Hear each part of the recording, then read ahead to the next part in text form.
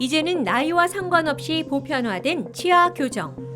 교정 치료는 정상적인 교합을 유도, 치아의 기능을 회복하게 하는 치료법인데요. 그러나 치료보다는 유지 관리가 중요하며 경우에 따라서는 재교정이 필요할 수도 있습니다. 앞니 높이가 다른 게 보이는 거예요. 예전에 교정을 했었는데 이런 모습이 보이니까 너무 스트레스 받더라고요. 치료가 어려웠던 재교정. 그러나 최근에는 의료기술의 발달로 재교정의 세계도 다양화되고 있습니다. 진단이 잘못되었거나 원인 분석이 잘못되어서 치료의 방향이 잘못 흘러가서 예전에는 고칠 수 없었던 증상을 현재는 고칠 수 있는.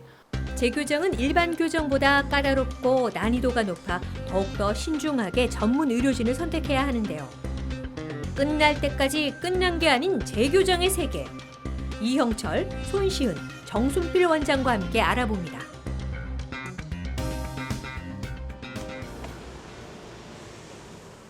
(20대) 초반의 백서연 씨는 치아들이 오밀조밀 모여드는 크라우딩으로 초등학교 때 교정을 마쳤습니다. 그러나 개방교합 현상이 나타나 작년 11월부터 재교정 치료를 받고 있는데요.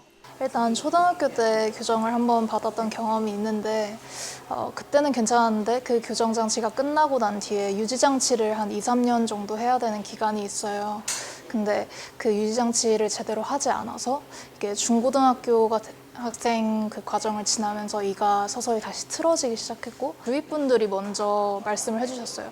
다시 치아가 조금 삐뚤어진 것 같다. 이거는 어떻게 할 수 있는 부분인 치과에 가서 상담을 해보는 게 어떻겠느냐라는 말을 제일 많이 받았고요. 어린 시절 교정을 하다 보니 아무래도 유지 관리에 소홀했고 성인이 되면서 부정교합 케이스 중 하나인 개방교합이 두드러졌습니다. 서연 씨는 개방교합 증상인데요. 위아래 앞니가 그림과 같이 위의 앞니가 만나지 않고 이렇게 떨어져 있는 현상을 개방교합이라고 합니다. 그 개방교합 현상들이 재발을 했고요. 두 번째는 치아의 배열입니다. 위아래 앞니 쪽 치아 배열이 어느 정도 삐뚤삐뚤한 배열로 약간의 재발이 일어났습니다. 그리고 세 번째 증상으로는 지금 서연 씨의 입모습에 대한 이야기인데요. 옆에서 봤을 때 얼굴 모습이 약간의 아랫입술이 튀어나와 있는 양상의 모습을 보이고 있습니다. 이런 세 가지의 증상들을 치료를 하기를 원하셨고요.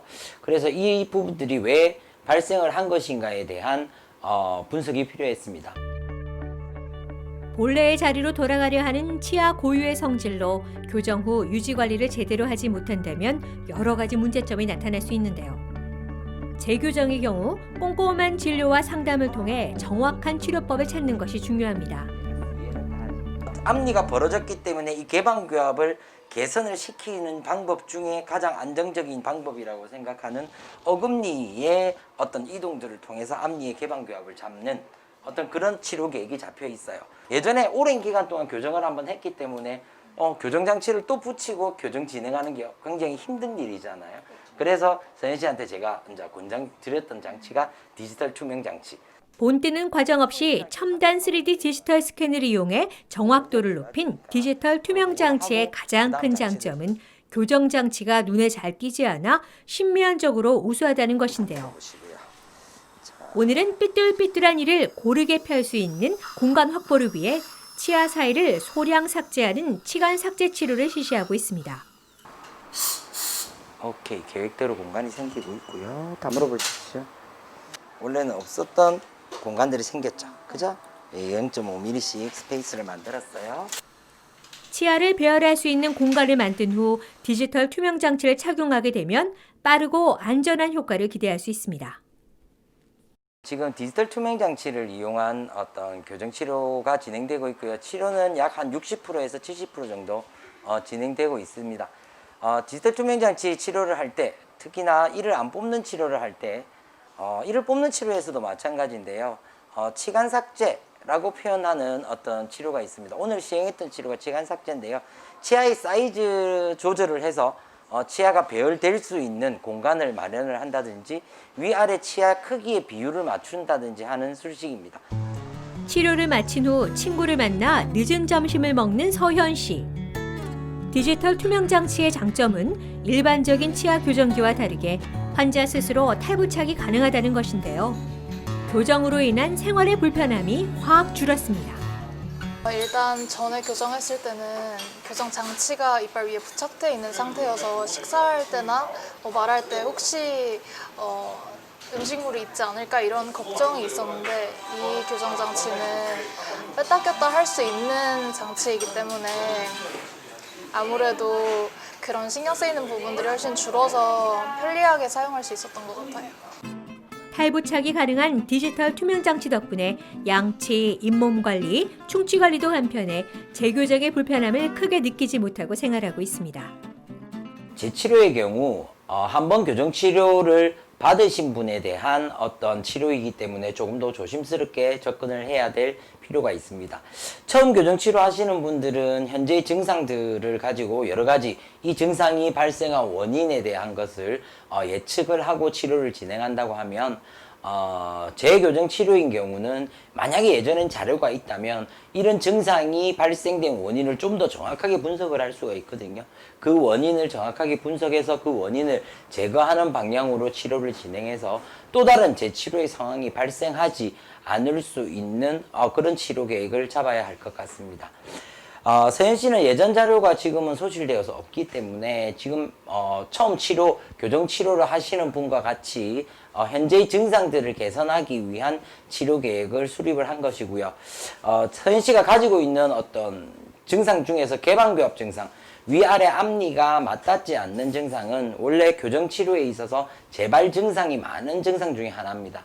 그래서 저런 부분들을 개선을 하기 위해서 크게 앞니를 조절해서 개방교합을 개선하거나 어금니를 조절해서 개방교합을 개선하는데 그 둘 중 방법 중에서 어금니를 조절해서 개방교합을 개선하는 경우가 조금 더 안정성이 높다라고 생각이 들기 때문에 현재의 치료 계획은 어금니의 이동을 통한 개방교합 개선으로 잡아놓은 상태입니다. 20대 초반의 정혜인 씨. 4년 전에 교정을 마쳤지만 유지 관리에 소홀하다 보니 이가 조금씩 틀어지기 시작했고 균열이 나타나는 이로 인해 스트레스 지수가 아주 높았다고 합니다. 제가 관리를 못해서 이가 조금씩 삐뚤어지더라고요. 근데 어느 날부터 사진 찍는 걸 봤는데 앞니 높이가 다른 게 보이는 거예요. 예전에 교정을 했었는데 이런 모습이 보이니까 너무 스트레스를 받더라고요. 그래서 다시 재교정을 하게 되었습니다. 큰맘 먹고 다시 시작하게 된 재교정 치료. 두 번째 치료인 만큼 재발 위험을 제대로 잡고 싶은 마음이 간절한데요. 어느 정도 배열이 되어 가고 있어요. 높이가 많이 차이가 났었는데 거의 비슷한 위치로 가고 있고 이 앞니가 앞쪽으로 나가 있었는데 많이 들어왔어요. 그래서 오늘 새 호선으로 교체를 했고 약 한 달 정도 지나면 거의 자리를 잡을 걸로 예상을 합니다. 지금 사진으로 보면 제 사이에 틈이 살짝 보이는데 나중에 저것도 치유가 되나요? 이 부분은 당연히 교정 치료를 통해서 메워질 거예요. 이가 긴밀하게 붙게 되실 거고요. 그렇게 되시더라도 이쪽 부위에 블랙 트라이앵글이라 불리는 틈이 생길 수 있습니다.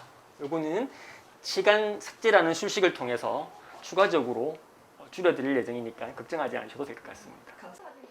혜인 씨는 중고등학교 시절 일반 교정을 마친 후 유지장치가 탈락하면서 앞니가 다시 틀어지기 시작했다고 하는데요. 검사 결과 다행히 앞니 부분 교정만으로도 문제점을 개선할 수 있어 빠르게 재교정을 시작했고 지금은 혜인 씨를 괴롭혔던 스트레스 요소들이 하나씩 사라지고 있습니다. 혜인님의 경우에 중학교 2학년 때부터 고등학교 1학년 때까지 교정을 시행했습니다. 그런데 약 4년 전에 유지장치가 탈락하면서 앞니가 다시 틀어지기 시작했습니다. 그래서 저희 병원으로 내원하셔서 제 치료를 원하셨고 저희가 평가했을 때 앞니 부분 교정만으로도 현재의 문제점을 개선할 수 있을 걸로 판단되어서 앞니 부분 교정을 다시 시행하기로 하였습니다. 지난달과 이번 달의 모습을 같이 볼 수 있습니다. 앞니 두 개의 높이가 많이 차이가 났었는데 약 한 달 정도 지난 지금은 높이 차이가 많이 좋아졌습니다. 또한 앞니가 앞쪽으로 많이 튀어나와 있었는데 이게 안쪽으로 들어오면서 배열이 좋아지고 있습니다. 이 정도의 속도이면 약 2-3개월 정도 지나면 치아가 원래 자리로 자리를 잡으면서 가지런하고 예쁘게 배열되면서 현재 보이는 이 틈도 같이 없어질 걸로 예상을 하고 있습니다. 혜인 씨는 자가 결찰 방식을 통해 재교정 치료를 받고 있는데요. 대표적인 치료법은 클리피쉬 교정과 데이몬 교정으로 블라켓 자체에 달려있는 슬라이딩 도어 방식의 클립을 이용하기 때문에 통증이 적고 치료 기간이 단축됩니다. 자, 혹시 불편한 점 있으시면 연락 주시고요. 네. 아마 다음 달에 오시면 지금보다 훨씬 더 가지런하게 되어 있을 거예요. 여기 오기가 좀 되게 스트레스 많이 받았었는데 그런 스트레스를 가지고 있는 것보다는 치과를 와서 상담을 받아보는 게 더 좋을 것 같다는 생각이 들어요. 웃을 때 좀 더 자신감 있게 웃을 수 있게 됐어요.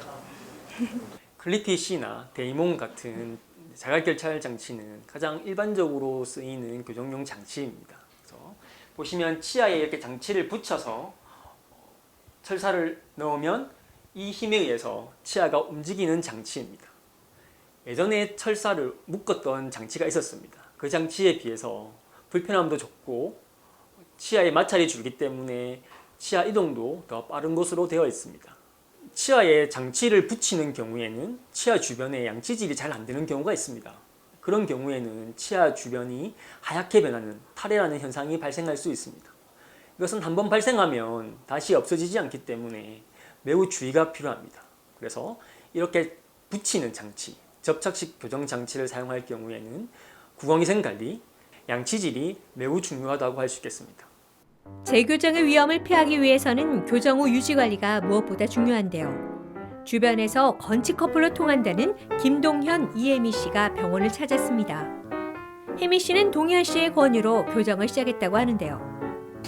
저는 별로 심하다고 생각 안 했는데 좀 부정교합? 그냥 약간 그런 게 조금 있어가지고 계속 할까 말까 그냥 고민은 하고 있었는데 별로 안 심해서 안 했거든요. 근데 이제 한 거 보고 추천도 받고 아는 데도 있고 하니 상담 일단 받아보러 왔다가 마음에 들어서 하게 됐어요.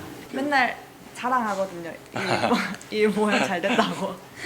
중학교 3학년 때 처음에 상담 오게 되었는데 그때 아마 성장기고 막 그랬다 보니까 저는 하관이 하 밑에가 좀 이렇게 튀어나온 주걱턱 그런 형태고 약간의 검진을 받아보니까 부정교합이라고 위아래가 이렇게 맞물려 있는 그런 상황이었어요. 그래가지고 상담을 받았더니 이제 원장 선생님께서 아무래도 밑에가 나온 3급 부정교합이다 이렇게 말씀하셔가지고 그걸 완벽하게 외관적으로 만족을 얻으려면은 뭐 심하게 이제 뭐 그 당시는 이제 양악 수술이 막 유명하진 않았지만 교정 수술을 해야 된다 이렇게 말씀하셨었는데 이제 나이가 어리다 보니까 최대한 교정으로 해보자 뭐 외적인 수술은 힘들다 이렇게 말씀하셔가지고 교정 치료를 한번 시작해보자 해서 그렇게 시작하게 됐어요.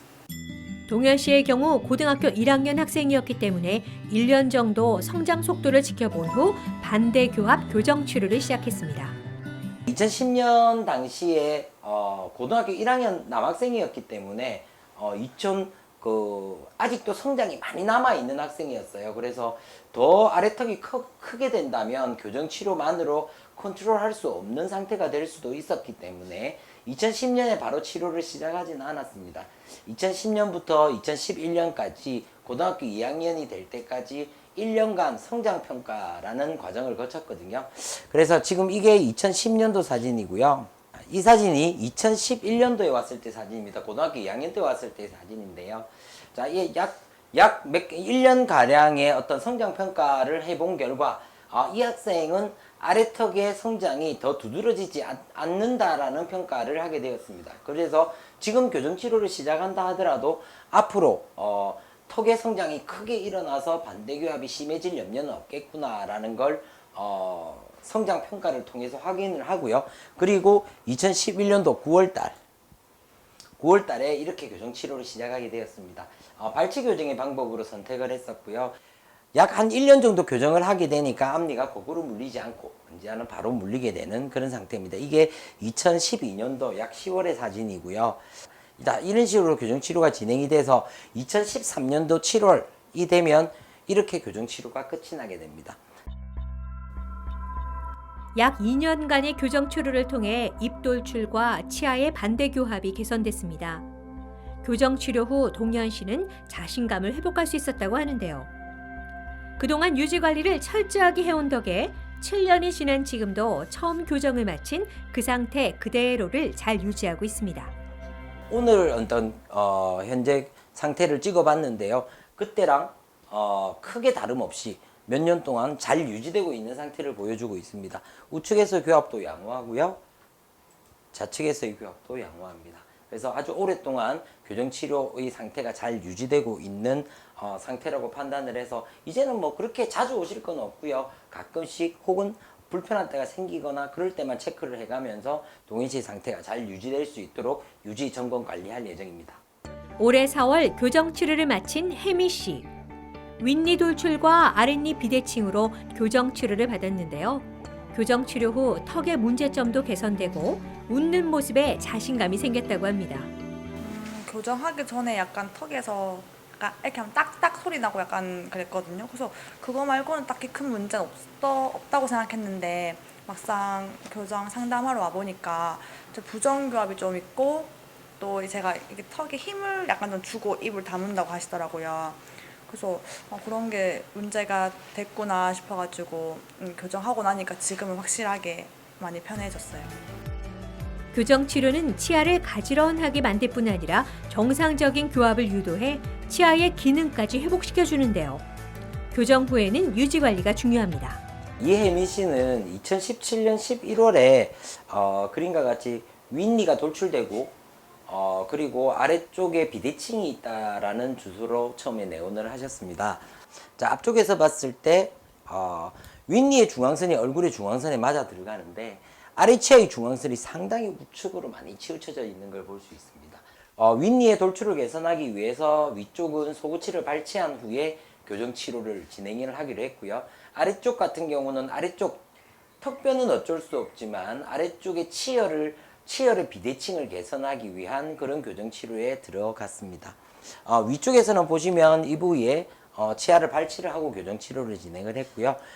우측은 전방 이동, 좌측은 후방 이동의 치아 이동들을 시행을 해서 전체적인 치아의 비대칭을 해소하는 과정입니다.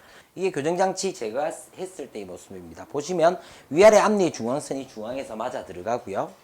우측에서 봤을 때 교합도 잘 맞아 들어가고 윗니의 돌출도 개선되어 있는 상황들을 볼 수 있습니다. 그래서 처음에 혜미 씨가 요구하셨던 어떤 그런 부분들이 다 달성이 돼서 약 2년 반 정도의 교정 치료를 올 4월 달에 마무리를 한 그런 경우입니다. 혜미 씨는 오늘 교정 치료 후 치아가 제자리로 돌아가는 것을 막아줘 치열 관리에 효과적인 엔티테이너 유지 장치를 부착할 예정인데요. 치면과 밀착해 이물감이 적고 위생 관리가 쉽습니다. 형상 기어갖고 이게 위쪽 거거든요. 엄청 복잡하게 생겼죠. 혜미 씨 그 치아의 형태, 뒤의 형태에 딱 맞춰서 이걸 커팅해 온 건데 예전에 어떤 유지 장치하고는 좀 달리 3D로 입안을 스캔을 해가지고요. 그 스캔된 영상에다가 형상 기어가끔을 레이저 커팅해갖고 만든 그런 어떤 유지 장치예요.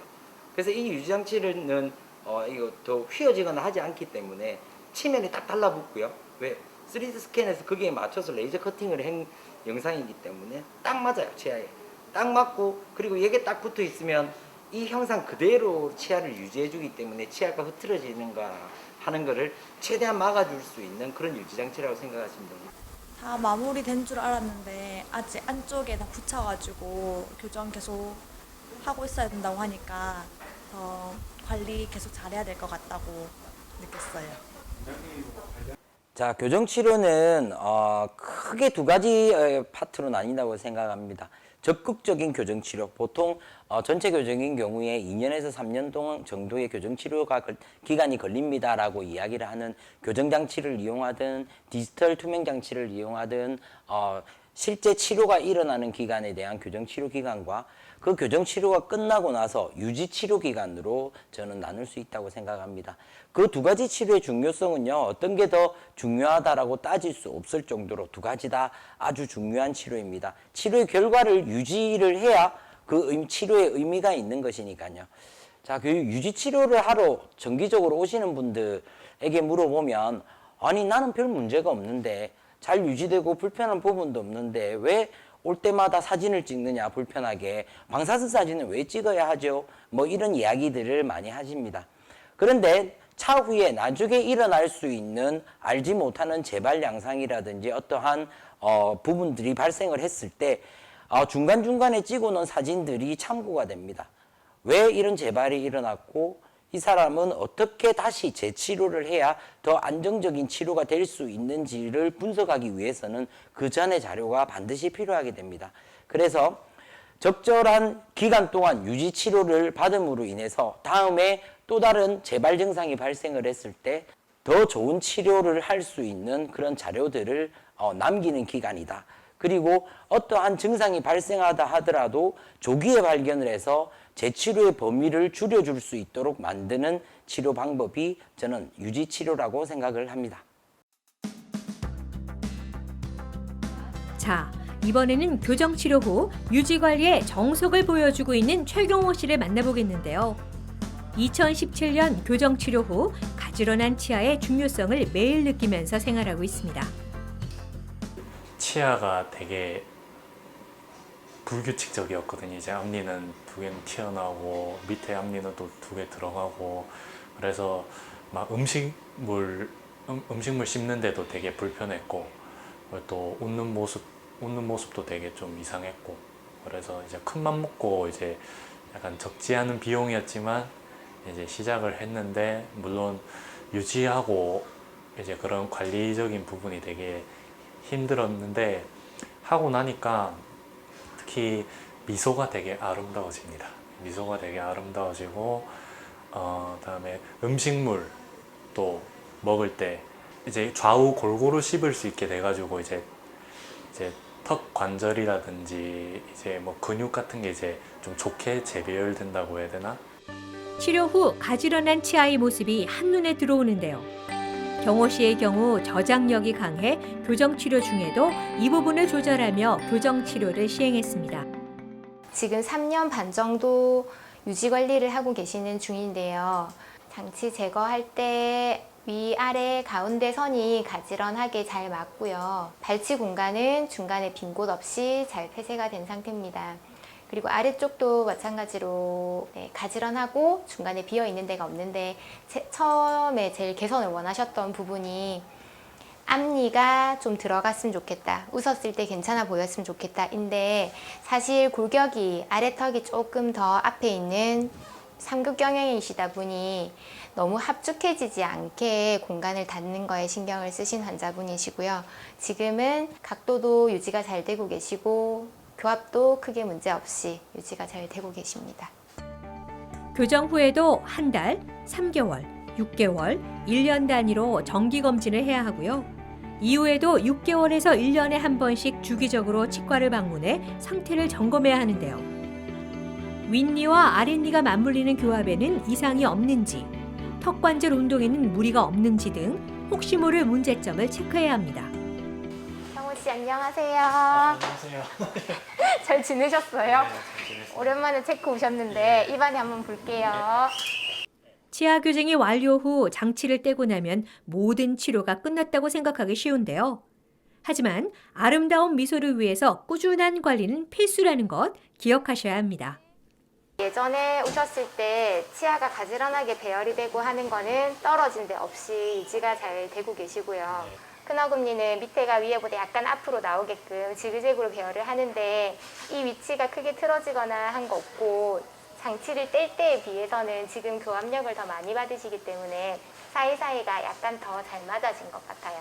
발치 교정을 하신 분들은 발치 공간으로 치아가 버려지려는 경향을 보이고, 위아래 앞니 같은 경우는 삐뚤어지려는 경향을 다시 보이기 때문에 상하 전치에는 고정식 유지 장치를 부착하고 위에는 가철식 유지장치를 이용해서 발치 공간이 벌어지지 않게 유지를 하고 있습니다. 보통 유지장치를 부착하신 환자분들 경우에 양치를 너무 세게 하면은 혹시나 유지장치가 떨어지진 않을지 우려하셔서 주변으로 양치를 덜 하시는 분들도 계신데요. 여기 주변에는 치석이 원래보다는 더 잘 쌓이기 때문에 유지장치 주변으로 양치를 꼼꼼하게 하시는 것을 권유드리고 있습니다. 치아 교정 후 경호 씨의 삶에는 많은 변화가 생겼습니다.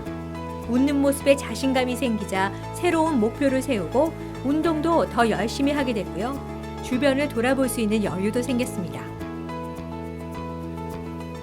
교정 전에는 치아를 들어 보이면서 웃는 게 되게 민망하고 사람들에게 다가가기도 이제 자신감이 없었는데 이제 교정 후에는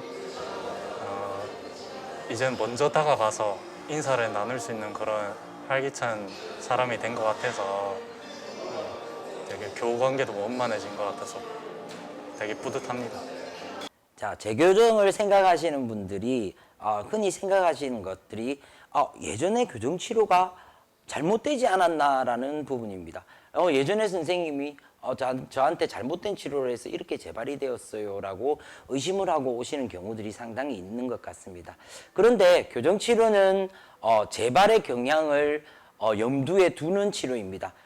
재발될 수 있다라는 가능성을 항상 가지고 시작하는 치료고요. 그리고 그 재발을 막아가는 과정인 유지치료가 필요한 치료입니다. 그리고 재치료하시는 분들이 병원을 오실 때는 먼저 이 재치료가 필요하게 된 재발의 원인이 무엇인지를 담당 교정과 선생님과 철저하게 분석을 하신 후에 또 다른 재발이 없을 수 있는 치료로 잘 진단하고 치료 계획을 잡아가는 것을 추천드립니다. 치아 교정은 치료 도중에도 주의해야 할 사항들이 많지만 교정 치료 후에도 유의해야 할 부분들이 많은데요. 만일 유지 관리를 잘하지 못했을 경우에는 치아 재교정을 해야 하는 상황이 생길 수도 있으니 지속적인 노력이 필요하겠습니다. 전문의와 함께하는 안전하고 건강한 교정 치료로 삶의 자신감을 회복해 보시기 바랍니다.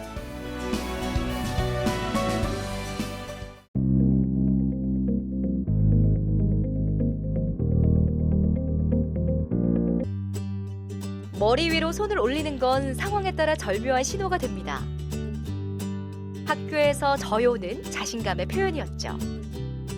스포츠 경기에서는 어떤가요? 승리의 기쁨을 표현하기도 합니다.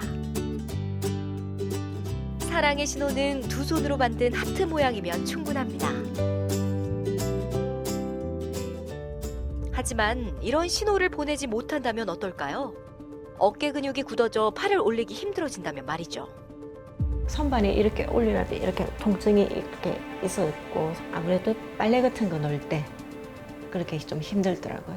그리고 무거운 거 뭐 좀 들 때 옷 갈아입을 때 뭐 팔을 뒤집어지지를 못 해가지고 혈압을 못 줘 오른손. 옷도 벗으려면은 오른팔을 사용을 못 하니까 왼손으로 말도 못하고 고통스러워. 팔을 막. 요즘 들어 티셔츠 입기가 불편하진 않나요? 어깨 통증으로 잠에서 깨진 않았나요? 그렇다면 50견이 당신의 어깨를 노리고 있는지도 모릅니다. 어깨 질환의 대표 주자 50견의 모든 것을 알아봅니다. 여름이 불쑥 찾아온 어느 날 부산의 한 병원을 찾았는데요. 이른 아침 어깨 스트레칭과 함께 진료실로 들어가는 이분. 정형외과 전문의 오정문 관절센터장입니다. 평소에 스트레칭 자주 하시나요? 네, 시간 날 때마다 꾸준히 어깨 스트레칭 운동하는 게 어깨에 많은 도움이 됩니다.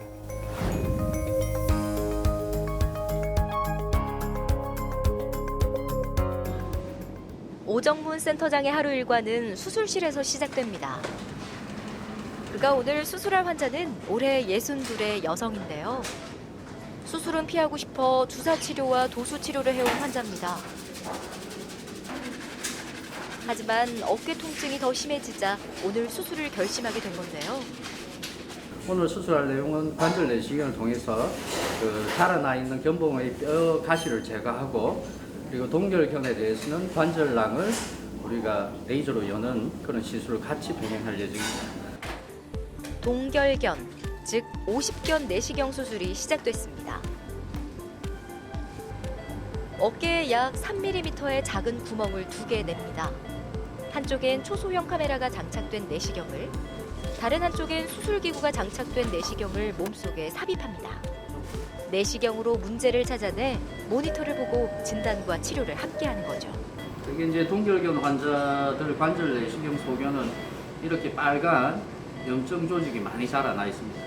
이거는 심한 환자에 비하면 그래도 아주 심한 정도까지는 아닌데 2차적으로 생긴 동결견도 환자한테 굉장히 큰 통증을 유발하기 때문에 1차적인 원인을 제거하면서 이 동결견도 같이 풀어주는 게 환자분들이 훨씬 이제 고생을 덜 하게 되겠죠. 50견, 동결견은 어깨 관절의 관절낭이 쪼그라들면서 통증을 유발하는 질환인데요. 50견이 심한 환자의 어깨 상태는 어떨까요? 관절 주머니가 염증이 생겨 빨갛게 보이는 걸 확인할 수가 있었는데요. 그리고 또 하나의 50견 증상이 있습니다. 정상인 분들은 이 관절 주머니, 관절낭이 조금 여유가 있는데 이렇게 이제 동결견이 발생하는 사람들을 보면 이 관절 주머니가 굉장히 타이트합니다. 조금 정상적으로 푹 내려가 있어야 되는데 이렇게 딱 달라붙어 있죠. 그래서 이제 어깨를 움직이려고 해도 이 관절 주머니가 잡아버리니까 그 통증이 생기게 되고 또 뭐 아프니까 잘 못 움직이게 되고 그러다 보면 점점 어깨는 더 굽고 악순환이 되는 거죠. 이제 이걸 제가 인위적으로 이렇게 열어주게 됩니다. 조금 이제 스트레칭 하기가 편해지죠, 환자분들이. 50견 수술은 쉽게 삶은 달걀에 비교해 볼 수 있습니다. 삶은 달걀을 보면 딱딱한 껍질 안에 얇은 막이 있는데요. 이 막이 쪼그라들면서 안쪽을 긴장시키는 걸 50견이라고 할 수 있습니다. 그래서 50견 수술은 팽팽하게 긴장된 관절 주머니를 열어줘 어깨의 움직임을 정상 상태로 만들어주는 수술입니다.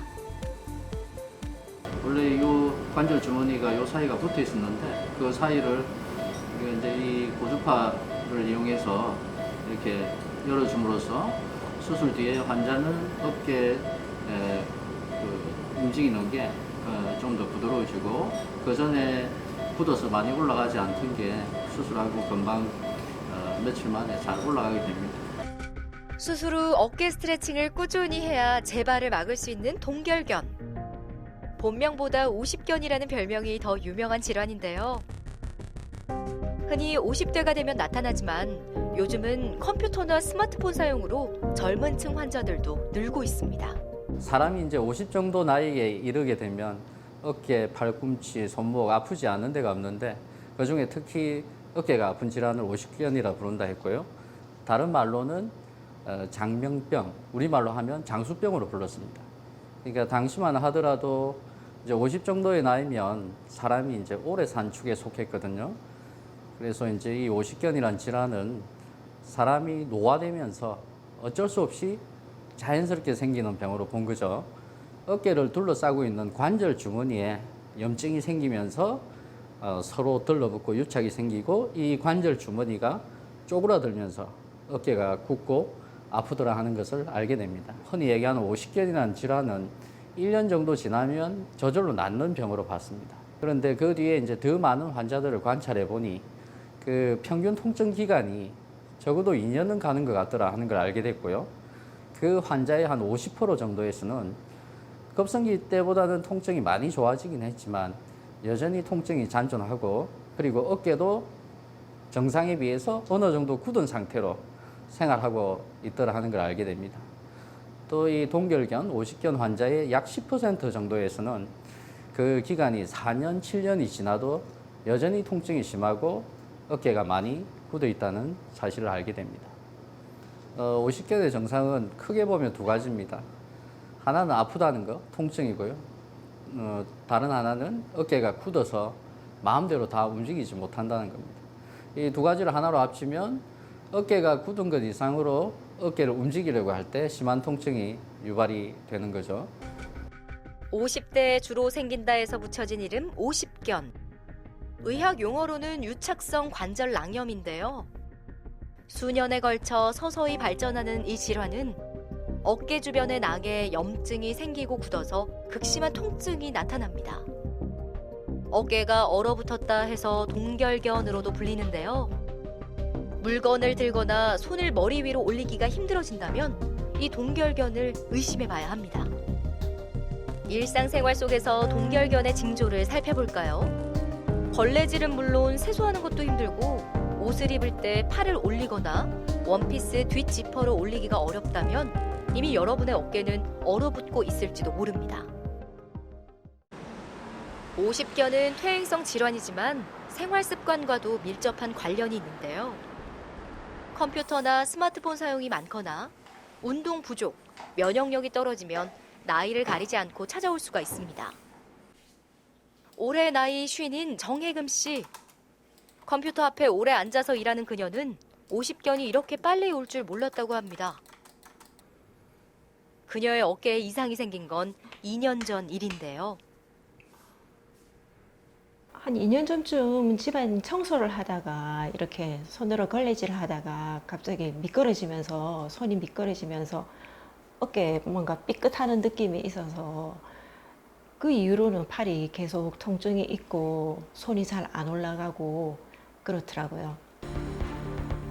2년 전 그녀는 여느 때와 다름없이 청소를 하고 있었습니다. 걸레질을 하다가 갑자기 어깨가 삐끗한 건데요. 그 뒤로 어깨 통증이 사라지지 않았습니다. 그러다가 괜찮아질 줄 알았는데 계속 같은 부위에 통증이 있고 해서 그냥 이제 일반적으로 병원 가서 물리치료만 받고 대충 이제 그렇게만 하다가 최근에 와서 통증이 더 심해지고 밤에 잘 때도 통증이 있고 해서 이제 또 큰 병원에 가게 됐습니다. 손반에 이렇게 올리면 이렇게 통증이 이렇게 있었고 빨래 같은 거 넣을 때 그렇게 좀 힘들더라고요. 이제 아무래도 이제 수술을 하고 나면 선생님께서 통증이나 그런 부위가 이제 없고 괜찮아진다고 하니까 이제 수술을 결정하게 되었습니다. 다음 날 아침 병원에서 정혜금 씨를 다시 만났는데요.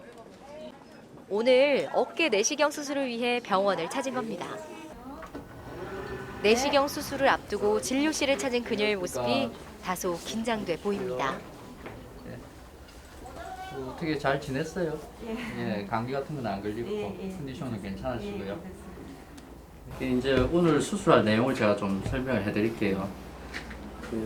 지금 아픈 지가 한 2년 정도 됐는데 처음에는 그렇게 많이 안 아팠는데 그죠? 시간이 지나면서 통증이 점점 더 심해지신 거잖아요, 그죠? 관절 주머니가 있는데 요거거든요.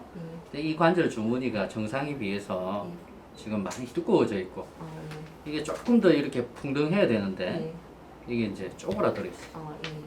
그래서 우리가 1차적인 원인을 제거하면서 2차로 생긴 50견도 이 관절 주머니를 레이저로 인위적으로 열어줄 거예요. 이 정도 수술에 앞서 정혜금 환자의 상태를 점검했는데요. 팔을 60도만 올려도 극심한 통증이 느껴졌습니다. 등 뒤로 팔을 올리기도 힘들어 혼자 옷 입기조차 어려웠는데요. 오늘 수술로 어깨를 짓눌렸던 통증, 과연 사라질 수 있을까요?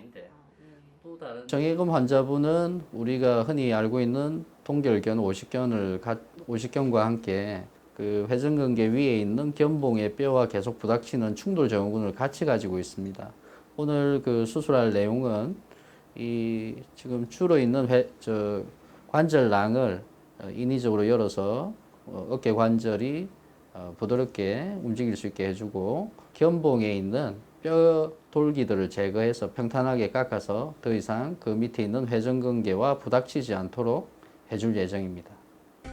정혜금 환자처럼 50견과 회전근개 파열, 이 두 질환이 함께 나타나는 경우가 많습니다. 회전근개 파열은 어깨 관절을 덮고 있는 4개의 근육인 회전근개가 어깨뼈와 충돌해 염증이 생기고 끊어지게 되는 걸 말하는데요. 원인과 증상이 다른 이 두 질환은 단짝처럼 하나가 먼저 시작되면 시간이 흐른 뒤 다른 질환이 따라 생기며 통증도 더해지는 거죠. 그날 오후 정혜금 환자의 수술이 진행됐습니다. 내시경으로 들여다본 그녀의 어깨 상태가 궁금한데요. 지금 보이는 이 소견이 우리 50견 동결견의 전형적인 소견인데요. 보시는 바와 같이 이렇게 염증이 심하게 생기면서 모세혈관이 정식해서 이렇게 빨갛게 보입니다. 정상인 경우에는 이 관절 주머니가 하얀데 이분 같은 경우에 염증이 심해서 빨갛게 보이죠. 마치 불이 난 것처럼.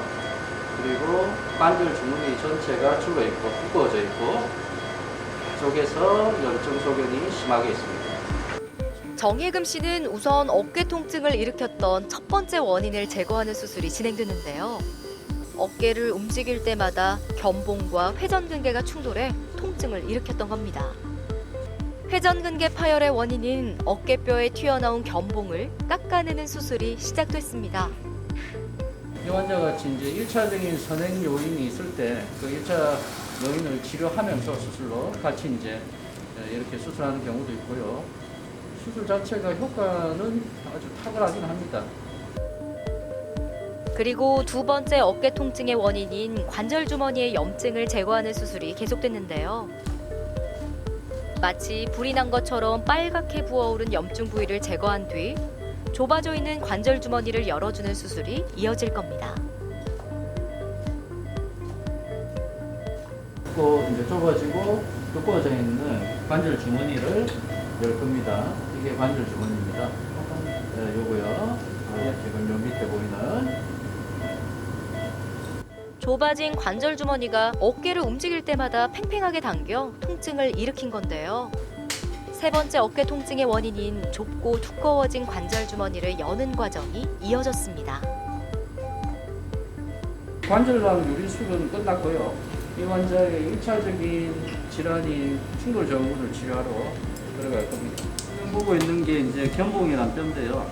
뼈가 두꺼워지고 저 인대가 두꺼워지면서 견봉이란 뼈하고 밑에 있는 회전근개 힘줄이 계속 부닥치게 됩니다. 이분도 오랫동안 부닥치다 보니까 힘줄이 조금 이렇게 부분적으로 파열이 있거든요. 여기 이제 시간이 더 지나면 결국에는 힘줄이 완전 파열로 가게 되죠. 마지막 견봉뼈 제거까지 긴 여정이 마무리됐습니다. 어깨의 다른 병변 때문에 속발되는 2차성 동결견이 있습니다. 수술을 통해서 1차적인 원인을 같이 해결해 주고요. 또 동시에 이 줄어들어 버린 관절낭 주머니를 우리가 인위적으로 열어주게 됩니다. 유리를 해주게 됩니다. 그렇게 되면 이제 스트레칭 운동을 환자분 하기가 훨씬 더 수월해지기 때문에 아무래도 치료 기간도 단축되고 치료 기간 내에 환자가 겪는 통증이나 고통도 훨씬 더 덜해지게 됩니다. 근데 대체로 이제 의사들이 인정하고 저도 경험상 이제 가장 좋은 치료 방법이라고 생각하는 것은 스트레칭 운동입니다. 원인 자체가 어깨 관절낭이 굳어버린 거기 때문에 스트레칭을 통해서 이 굳어버린 어깨 관절낭을 푸는 것이 가장 중요한 치료 방법이라고 생각하고요. 근데 어깨가 많이 굳은 분을 억지로 스트레칭을 하라 하면 거의 뭐 고문에 가까운 고통이 따르기 때문에 저희가 먼저 어깨 관절각 내에 진통소염제 주사를 주고 또는 먹는 약으로 통증을 조금 감소시킨 다음에 스트레칭 운동을 이제 하게 합니다. 어깨 통증을 큰 나무로 보자면 한 줄기에서 출발해 여러 질환으로 가지를 치는 경우가 많습니다. 다시 말해서 어깨 통증의 원인이 한 가지 이상인 경우가 많다는 말인데요. 올해 71의 김두수 씨도 마찬가지입니다. 컨디션은 괜찮으십니까? 예. 어깨가 말썽을 일으킨 건 지난해 가을부터입니다. 그 뒤로 잠들 수 없을 정도의 극심한 통증에 시달려야 했는데요. 몇 시간을 게임도 하고 그걸 지속적으로 반복을 한 2, 3개월을 하다 보니까 팔이 거기서 좀 무리가 있었던 모양이야. 이상하니 그때부터 팔이 잘 안 올라가더라고. 한 자세만 딱 하고 있으니까 거기서 팔이 무리가 와버렸어. 오른팔은 손 올라간 대로까지만 사용하지. 팔을 억지로 들거나 이렇게 틀거나 하면 그때 통증이나 나오지. 말도 못하게 고통스러워. 팔을 막 이 밭 어쩌다가 이렇게 돌리면 뭐 옷도 못 가리면 돌리면 악 하고 감기 안 좋죠. 그러니까 병원에 가자고 해가지고 또 고집이 씨가 또 안 아프면 또 괜찮다 있다고. 그러니까 너무 아프니까 병원 가자고 해가지고 이제 완택이지. 평소 힘쓰는 일을 해왔다던 김두수 씨. 삶의 무게가 어깨에 그대로 쌓였던 겁니다. 오늘 수술로 삶의 짐이 조금 가벼워지지 않을까요?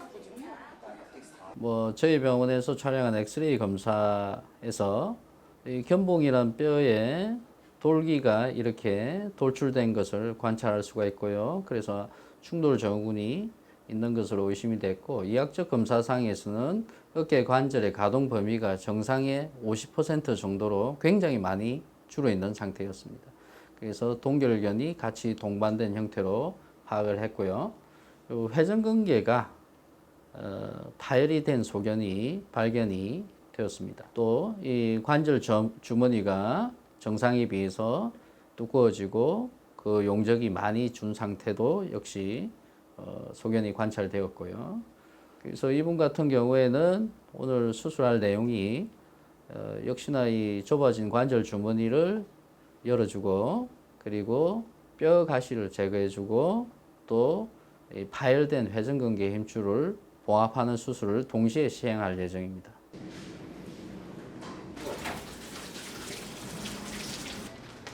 김두수 씨의 수술이 시작됐습니다. 오늘 김두수 씨는 회전근개 파열과 오십견 염증 치료를 함께할 예정인데요.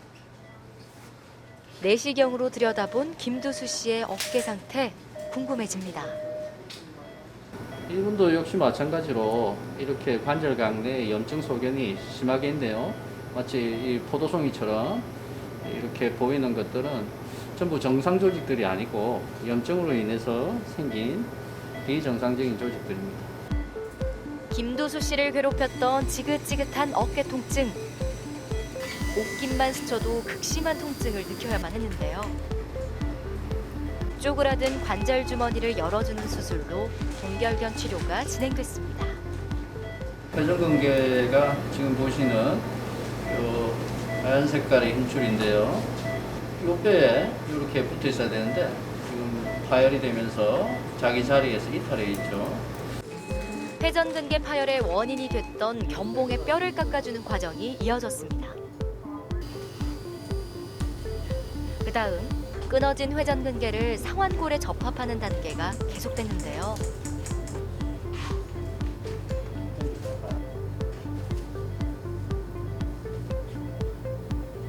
우리 굳어버린 동결견하고 같이 치료를 할 수가 있으니까요. 여러 번 좀 꿈에서 빨리 재활 치료를 해도 재파열이 되지 않도록 만들어줄 예정입니다. 뼈를 깎고 찢어진 근육을 단단히 봉합하는 수술은 정밀한 손 감각과 고도의 집중도가 필요합니다. 이런 이유로 숙련된 의사만이 집도할 수가 있는 거죠.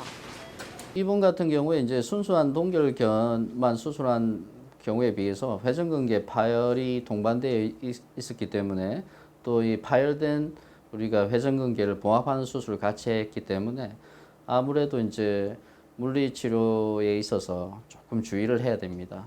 너무 과하게 이제 심한 물리치료를 하다가 자칫하면 봉합한 이제 회전근개 파열이 또 재파열이 될 수 있기 때문에 다른 환자들과 다르게 조금 물리치료할 때 그 강도를 조금 줄이고, 또 시작하는 기간도 조금 더 줘서 시행할 예정이고, 그렇게 이제 조금 더 시간이 걸리겠지만 결국은 잘 회복될 것으로 기대됩니다. 수술 뒤에는 재활 치료가 무엇보다 중요합니다. 수술로 열어둔 관절 주머니가 스트레칭을 통해 여유 있게 붙어야 재발하지 않기 때문인데요. 일단 오십견의 경우 재발 가능성이 굉장히 높은데, 이제 오십견 수술 후에 이제 관절을 싸고 있는 관절낭이 이제 다 찢어져 있단 말이에요. 그러한 부분에서 이제 다시 재확립되는 과정에서 이제 엉겨붙게 되는데, 그렇게 엉겨붙게 되면은 다시 저가동성으로 나타나게 되고, 그러한 저가동성이 다시 통증으로 나타나게 되는 악순환이 이게 반복되게 됩니다. 그런 악순환을 이제 예방하기 위해서 이제 재활 치료를 한다고 볼 수 있겠습니다. 50견의 재활은 어깨가 모든 방향으로 회전할 수 있도록 서서히 운동 범위를 넓혀가야 합니다. 환자의 상태에 맞는 점진적인 재활 치료가 중요한 거죠. 이제 50견 재활의 경우 어떠한 운동이 있는지 3가지 정도 알려드리겠습니다. 양손으로 이런 식으로 잡고 팔을 뒤로 쭉 당겨줍니다. 여기서 포인트는 어깨뼈 주변의 근육이라고 볼 수 있습니다. 이 어깨뼈 주변에 근육이 힘이 들어가는 걸 느끼면서 쭉 당겨 주신 후 5초 정도 유지하시고 돌아오시면 되겠습니다. 이제 어깨뼈 주변의 근육을 강화시킴으로써 관절랑 주변의 부담을 가하는 근육들의 개입을 줄여준다고 볼 수 있겠습니다. 이 운동 같은 경우에는 후방 관절랑을 스트레칭 해주는 운동이라고 볼 수 있겠습니다. 옆으로 누운 상태에서 아픈 팔을 아래쪽으로 둔 상태에서 팔을 90도로 접어줍니다. 환자의 정상팔로 아래쪽으로 쭉 눌러주시면 됩니다. 이 상태를 10초 정도 유지해 주시면 됩니다. 50견 같은 경우에는 팔을 못 들어 올리기 때문에 자가로 스스로 어깨 스트레칭을 할 수 있는 운동입니다. 우선 벽에 팔을 붙이신 후 팔을 올릴 수 있을 만큼 올려주십니다. 그리고 오른쪽 다리를 나가면서 쭉 몸을 앞으로 내밀면서 스트레칭 시켜주면 됩니다. 여기서 10초 정도 유지해 주시면 됩니다. 하시면서 가동 범위가 조금씩 늘면은 조금 더 팔을 올리고 더 스트레칭 시켜주시면 됩니다. 모든 치료의 끝은 재활치료입니다. 재활치료를 소홀히 하면 50견이 다시 찾아온다는 사실 잊지 마세요. 이제 우리 50견이라는 질환, 동결견이라고 부르는 이 질환은 90% 환자가 비수술적으로 치료가 아주 잘 되는 질환입니다. 특히나 초기에 치료를 시작하게 된다면 그 평균 통증 기간이 2년을 3개월 내지 심지어 한 달 이내로 줄일 수가 있습니다. 뭐 이유 없이 어깨가 아프더라 하더라도 우리가 상식적으로 생각하는 어깨를 좀 쉬고 하면 저절로 좋아져야 될 기간인 한 2주, 길면 4주가 넘어서까지 어깨에 통증이 지속된다면 망설이지 말고 근처의 정형외과 전문의를 찾아서 꼭 상담을 받아보시기 바랍니다. 우리 몸에 있는 143개의 관절 가운데 유일하게 360도를 움직일 수 있는 곳이 바로 어깨 관절입니다. 하루에 3,000번 이상 어깨를 움직이며 수시로 사용하고 있는데요. 제일 바쁘게 움직이는 탓에 다치기도 쉬운 곳이 바로 이곳 어깨입니다. 어깨의 극심한 통증, 혹시 삶의 무게로 덮어버리고 있진 않나요? 빠른 진단과 치료로 슬기로운 어깨 건강 생활 이어나가길 바랍니다.